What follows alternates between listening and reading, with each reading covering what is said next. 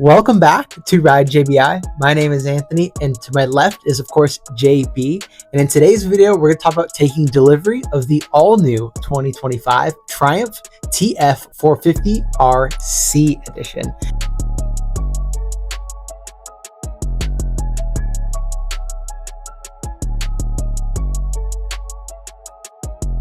Now we're really excited as this is not only an all-new motocross bike, but an all-new bike for us. We've never tuned a Triumph before. Even the TF250X that has been out for a little over a year now, we have not touched. So to have the all-new 450cc motocrosser waiting to get the JBI spec revalve, we're both super excited. For a lot of other brand bikes, I've been tuning suspension on them since 2005. So I've got a good 20 years of just experience and just familiarity with that brand and suspension. It's been fun to watch those bikes evolve over the 20 years. I think the only Triumph I've ever ridden is like a Triumph Speed Triple when I worked at a motorcycle shop and I changed the tires on it. And I just wanted to verify the tires were balanced and mounted correctly and just before I give it back to the customer. And obviously that's a street bike. So for us, it's just something really fun to have something brand new. We have zero history with the bike. We have zero experience with it. And we're just kind of starting off from ground one. Now, it is KYB suspension on it and does have some familiar components. So it's not fully from ground zero, but it is a brand new bike. So I'm excited to see what we learn from riding this new bike and see how it stacks up against the competition. Yeah, it's kind of like the first day of school. You're going into a new grade and you have somewhat of an idea of what to expect. That being like the KYB suspension, both on the front forks and the rear shock, but the chassis, the engine, and the rest of the bike is just so new and so different to us. And we're really excited to learn and test, tune, and develop settings for this bike. Exactly. Yeah. So it's going to be interesting to see what we have learned in the past and see if any of that applies to the Triumph or if none of that applies to the Triumph and see what we have to do to uniquely tune for this bike. Anthony had a triumphant first day, getting to actually ride the bike at the track. I actually didn't make it just because I went out the night before and just didn't make it out. So Anthony can actually share some feedback of riding the bike because before this, we did a video just talking about the Triumph of what we thought was similar in terms of what the frame looked like and everything else. So check that out if you want to see our first video about the Triumph. But now we can continue the storyline of Anthony's actual experience on the bike. And then soon, hopefully this week, I'll get some ride time on the bike as well. And you guys get to follow along as we develop our own settings for this bike. So with that in mind, where'd you guys ride at? What bike were you riding that day that you had? So they have some comparison. And what was your initial just first experience? Yeah, so I met out with Max Keefe. And for those of you watching this video, you might recognize that name because Max is related to Tyler Keefe, who was the team manager for the Red Bull Trailer Designs, KTM, and or Gas team for many, many years. So Max messaged us on Instagram and said, hey, I got the Triumph TF450-RC edition, and I'm here to claim your free suspension because back in that other video that JB was talking about, off the cuff, JB just said, somebody hurry up and get one and bring us one. The first person to bring us a Triumph suspension done for free. We'll include JBI Titanium Pro purchase in there too. Oh, no joke. Gotta be California local because I want to ride the bike after.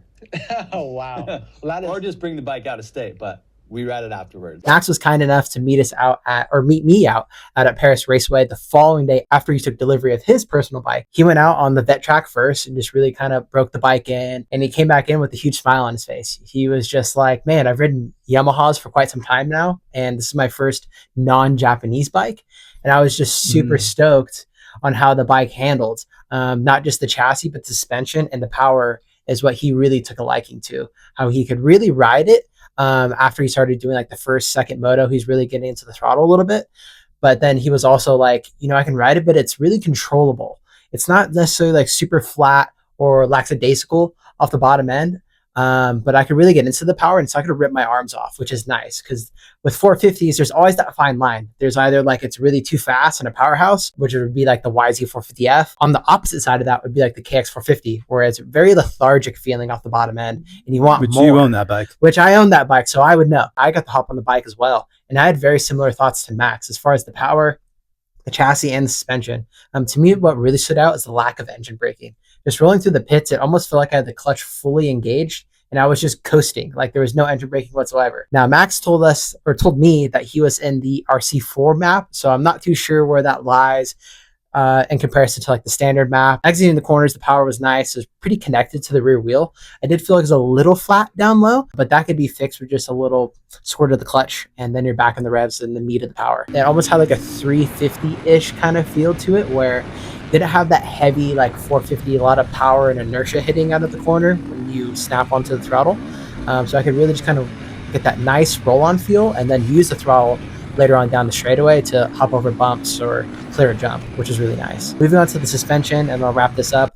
The suspension had a lot of low speed damping, so think like small to medium chatter bumps entering or exiting a corner. There's a lot of feedback. It wasn't necessarily harsh, but it was just a stiff character. And I wanted the suspension to be a little bit more planted and just absorb the bumps more rather than translate that feeling to me. As far as bottoming resistance, I didn't push the bike that hard as it was the first maiden voyage on this bike, and I'm not trying to crash or ruin a customer's bike. There's definitely time to kind of push the limits and really see what that suspension is capable of down the road before we do our JBI suspension revalve. Just out of the box, it didn't seem like it really lacked hold up. I was going fast enough and pushing through some of the jumps enough to tell if it had a lack of hold up, and I didn't notice that right off the get-go. So that was a good sign. And then bottoming resistance, I didn't test it out that much. I didn't go short or too long on a jump. I was kind of just taking my time, making sure I'm just kind of hit my marks, and I really have any complaints. And then as far as Max, he's not here with us today, but he will be doing a rider testimonial with us very, very soon.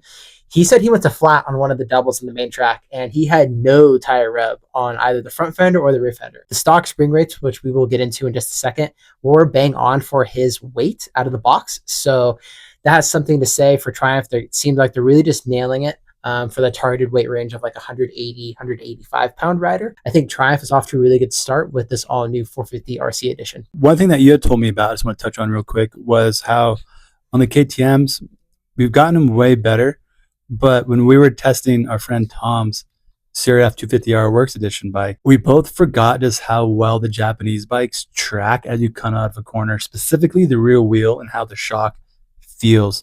And I think you had mentioned that it's like a KTM, but it tracks like a Japanese bike coming out of the corners with those stutter bumps. It doesn't have that overly stiff feel, which again, we've done a great job improving our settings, but every time we jump on a Japanese bike, we're still like, damn, they got something figured out differently. Yeah, I'm glad you brought that up, because that day I was riding my personal bike, which is a 2022 MC350F from Gas Gas. And I've so many hours on that bike. I know that bike like the back of my hand. So going back and forth from my Gas Gas to the Triumph, it was a good comparison because they felt similar but different in a way. Similar in the sense of like, the frame is the same style of frame, so that being the center backbone frame. The difference being the Gas Gas is a chromoly steel frame, whereas the Triumph is an aluminum frame. So it's the same style of frame, it's just Triumph's iteration or take on it, but it is made out of a different material. Well said. Just touch on materials real quick, because it's often incorrectly stated. Steel frames, especially a chromoly frame, it doesn't necessarily flex more than aluminum frame, because chromoly steel is much stronger if we're talking about let's say tension strength. So if you're trying to stretch it, it's much stronger in terms of shear strength as if you're trying to cut it in half. I'm oversimplifying here. And it can bend much more before it breaks as well. So overall, chromoly is a very better overall material for applying stress to. Aluminum, on the other hand, it does not bend that much before it just breaks. That's why you see aluminum foot pegs crumble for off-road riders when they hit rocks, where steel foot pegs will bend. That's actually a good attribute, because it's better to see a part bend before it breaks, because then you get an idea that it's going to fail. I'm oversimplifying here, but it just goes to show you that a very similar style of frame, meaning design as he touched on, can have a very different feel depending on the alloy they choose. To get more into the suspension, we were able to find the Triumph owner's manual online. So Triumph, thank you for posting that. And we're able to confirm the spring rates in the bike. So in the front fork, they have a 5.0 Newton fork spring in the forks, and then they have a 58 Newton shock spring in the rear of the bike. So if we want to do a comparison, that's going to be the same exact spring rates as what you would find on the roughly 2014 to 2022 Yamaha YZ450. And that's also a very similar bike in terms of weight. So from that, we can deduct that they have likely a very similar linkage and leverage ratio at the linkage and swing arm design as well, because in order to get the same sag numbers, meaning to get a 180-pound rider to sit on that bike with that shock spring and have the bike sag about 105 millimeters, the linkage needs to be relatively similar. Because if it's very different, that would dictate a different spring rate is needed. And I'll correct myself, the YZ up to 2024. Because in 2025, Yamaha actually updated their linkage for the first time in a long time, and they now use a 56 Newton shock spring for a 180-pound rider. So that shows you if you adjust the linkage enough, you have to use a different shock spring. Linkage is just another word to say leverage. So with that in mind, I think the takeaway we can get from here is we have a very similar KTM style frame, but aluminum, which I think is pretty awesome. But we have obviously Japanese suspension on it and we likely have very similar Yamaha style linkage / leverage curves on the bike. I think that would be a lot what leads to what Anthony felt. My new Anthony is about 150, 155 pounds. So he's definitely on the lower side of the spring rates. We would definitely use the TF450 spring rates for him. But I think it goes to show you how well ballpark this bike is stock, that if somebody of a rider of his size can jump on it and it still feels pretty good. Those of you that have ridden at Paris Raceway know how choppy that track can get. And by that, I mean the small and medium bumps that you find going into corners, you find going out of corners. And Paris is also that style of track where you're pretty much in third gear most of the time, but it doesn't really allow you to get going fast enough to ride through the bumps. By that, I mean there's certain tracks where even if you have a lot of bumps, you can get enough speed going to where you can kind of unweight the front wheel and make the bumps not feel so, I don't say harsh, but just you don't feel them as much. With Paris, the minute you start going kind of fast in order to do that riding technique to unweight the front wheel, you're right back on the brakes to set up for a corner. So what I'm getting at, Paris tends to be a very choppy track. And if your bike has a poor ability in absorbing those small bumps, you're really going to feel it there. So I think what Anthony was able to pick up on is our ballpark beginning baseline spec for this bike looks to be really, really good. And I'm excited to spend some laps on this bike, hopefully sooner than later, and get to feel what he has been feeling for it. But it seems like for Triumph's first bike, and you're the one that said this to me, it sounds like it doesn't seem like it's their first dirt bike they've made. I know they made dirt bikes way back in the past, but that's decades ago. So that doesn't really apply to what we have now. But it seems like it felt so refined to you that it almost felt like a second generation, third generation bike. Yeah, for it being a modern day 450, I wouldn't hop on this bike and be like, wow, this is really behind the times with the KX, the YZ, the CRFs, even the RMZ. And I hopped on it and was like comfortable. Granted, it wasn't set up towards me like what JB alluded to. Like the spring rates were just too stiff for me. I'd normally run in a 450. In my KX 450, I have a 4.8, and I'm totally forgetting on the rear, which doesn't really matter because the linkage ratio from the KX to this Triumph is going to be different anyways. Not being like my bike, I hopped on it, was like, A, I'm comfortable, and B, like the bones of the bike, the stuff that you can't change, like the chassis, or you can influence the engine character, but like you can only do so much without spending thousands and thousands of dollars. I'm talking like if you just did an ECU and maybe fix that flat spot down low, you'd have a bike that is just A, super fun to ride, and B, super comfortable to ride, which I think translates to a faster, safer, and a rider that's having more fun out on the track. So I'm super excited to spin more laps on this bike in stock form and then see how much we can improve the bike down the road with our JBI spec settings. So I think that's one of the areas that this bike really lacks is just suspension valving, and then maybe an ECU or even a muffler can really like not wake this bike up, but just move the power in a spot to its more, let's say, user friendly. Well, all right, YouTube, here's what we're going to do so you guys can follow along. I'm going to get some time on that bike. I'll share my feedback on that. We're going to get Max some more time on the bike, the owner of the bike. We'll get some feedback from him. We're going to throw some other fast guys on the bike.